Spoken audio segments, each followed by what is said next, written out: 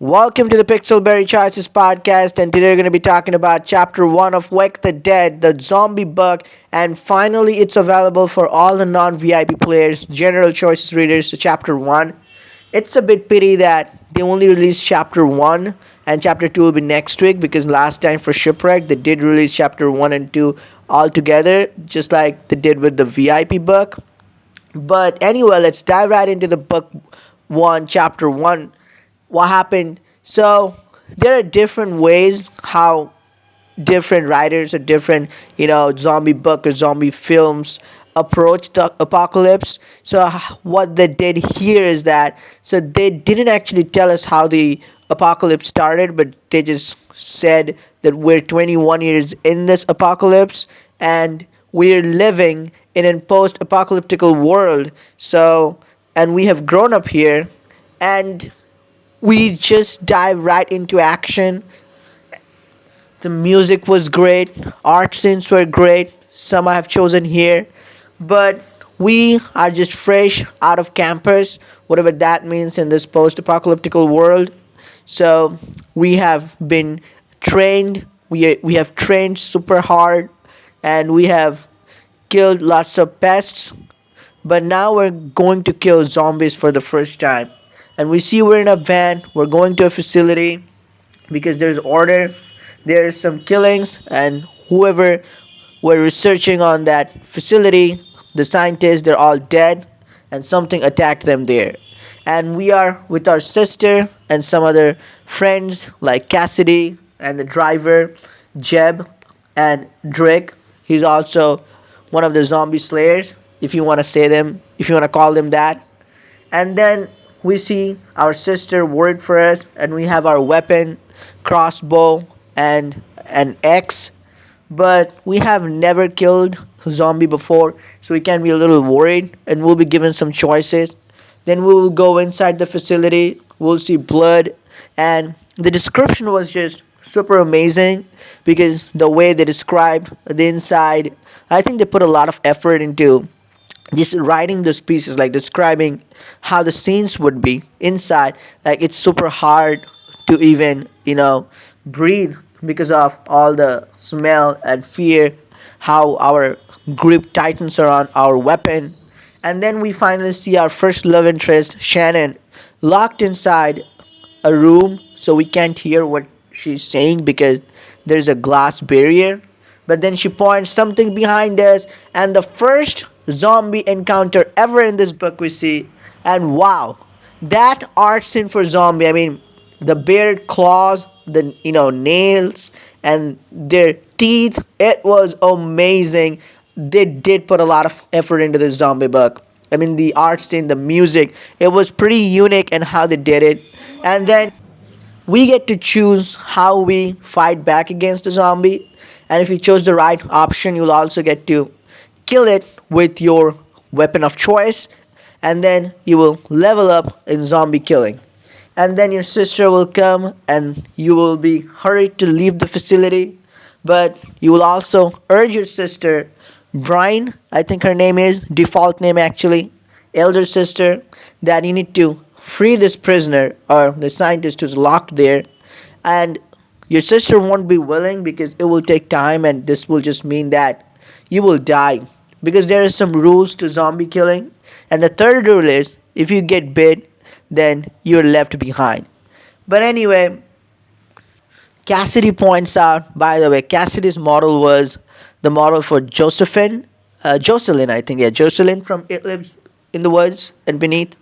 But anyway, in this book, in this chapter, then for all the valuable medicines that were inside with this love interest, or for the timing we didn't know it was a love interest, just a stranger woman, we had to break inside. So our sister will work on the locks, but we'll be given a hard choice. So I really liked about it. So they said like no choices is a none of these choices are good choices or bad choices. Every choice has the consequences. You choose something. None of these are right choices. You choose something and then you leave with the consequences. So either you can tell your sister to pick the lock quietly, or you can smash the door and it will attract zombies. For my case, I smashed the door because I thought the supplies would be necessary, but I didn't think the zombies will come that fast and will attack us. And gets a blow on his eye, and Jeb literally loses his life and dies or transforms into a zombie. We didn't stay there to see what happens with him ultimately yet, but then we free the stranger and we get back to the van, and then we were attacked again by a zombie, and then this stranger woman, she throws something, a rock, and saves our life. And they will be given two more options. I chose to kick the zombie in the face, and actually at the time our sister was also pulling us behind, so sort of it made our sister lose her grip, and as our sister lost her grip, so it didn't help us. So I think you would be level up if you stayed still there. But let me know what choices you guys chose. And then finally you go to the facility and you learn that this is all built of iron and it's super high, and in the top, at the top of the mountain, and it's super cold. So the zombies are called drone here. So it keeps the drones away, and you see there you were mouthing your opinion, and a guard didn't like it much. So you also see that this whole facility, this tower, is ruled by Marcus, who is the model of, remember, the political John Wright, I think, the political opponent and villain from Foreign Affairs last year.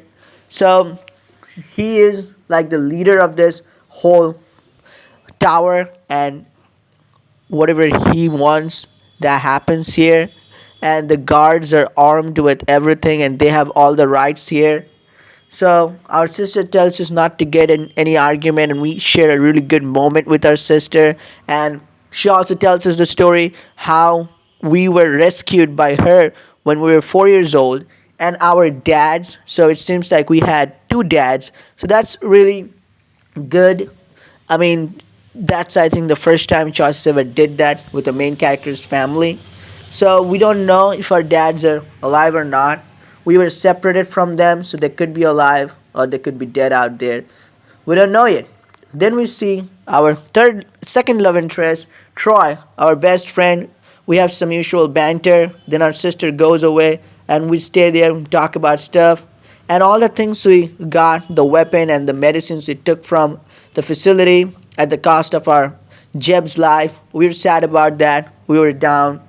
Troy tells us if we want to talk about it or not. And then he also sort of hides. So there are lots of security cameras, so we are always being watched by Marcus and his minions. And then he gets some pills and slides them over to our main characters so we can use them in the future scenes, because they are painkillers and they'll come in handy in the zombie fight.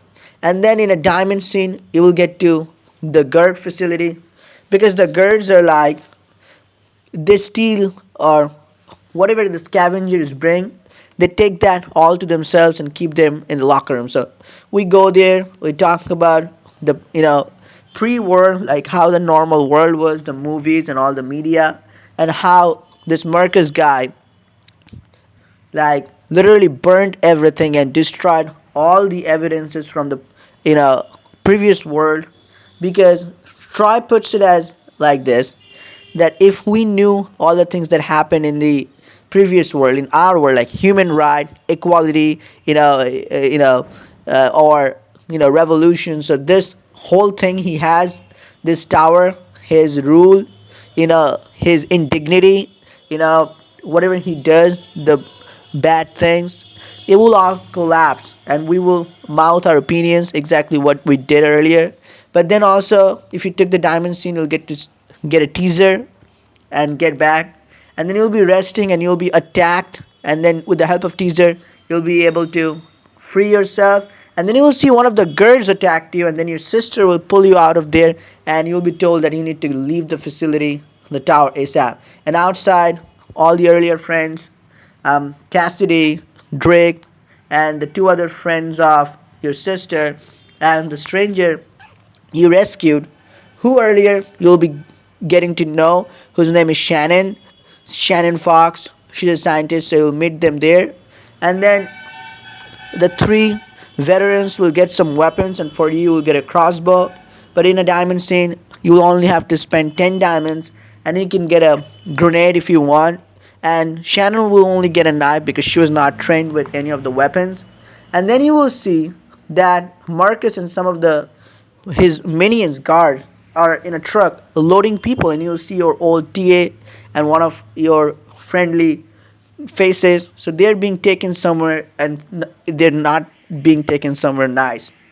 So you will follow Cassidy.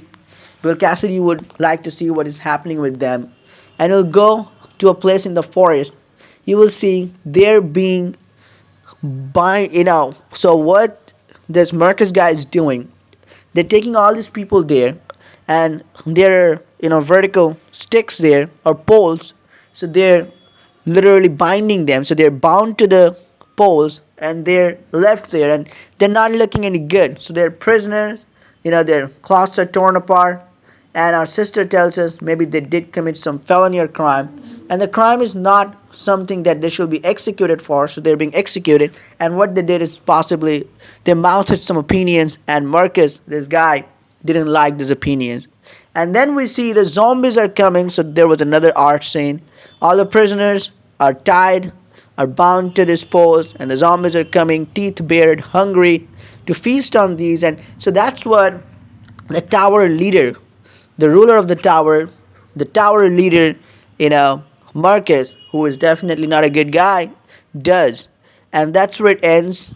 And also at the end you are given a ranking, like what ranking you are, and 28 days left till solstice. So I think at the end of this book there would be something really important around solstice or something. So, and we need to up our ranking by then. And that's where it ends in this chapter. And we have found a terrible secret about this guy, our tower leader. But we will see in more details what happens in the next chapter. Will we be able to leave the place alive? And we haven't taken Troy with us yet. So how is he gonna find us? There's a lot of answers. I wish the second chapter was out today, but let's wait 1 week. But I will say, art scene, music, the zombie sound, it's just once in a while bug. This is definitely one of the big breaks Choices got. I wish they just promoted the book when it was released for non VIPs a bit more. Maybe release a new trailer or something. But they just, it's kind of casual. So that was a really weird gesture from Choices. They just, in the last sentence, I know one of you pointed out that. It's just, it didn't feel quite good, They could have promoted it well, but oh well. This is by far one of the best first chapters that I've read. Let me know in the comment section. And what also more is that your choices matter. I mean, you don't really have any good choices or bad choices, but you have like proper choices. With all your choices, you get to have your own, like, your playthroughs will vary from place to place, from person to person. So that's a really good thing. And by far, I'm liking the first chapter of Wake the Dead. And also, one more thing, I really have a feeling that it's just not the zombies, but like it said in the first chapter, it says that zombie and human. So I think the human factor, the human threat, is going to be far more important. And if Marcus, this guy, is behind, we also talk about mutants. So where are these mutants coming from, and how they attack the lab? So I think it could be possible that Marcus is controlling the mutants, or they're doing some illegal research.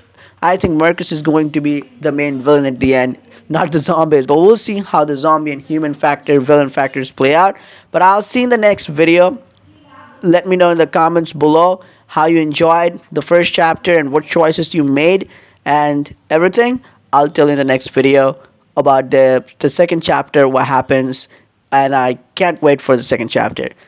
I'll see you in the next video. Till then, peace out.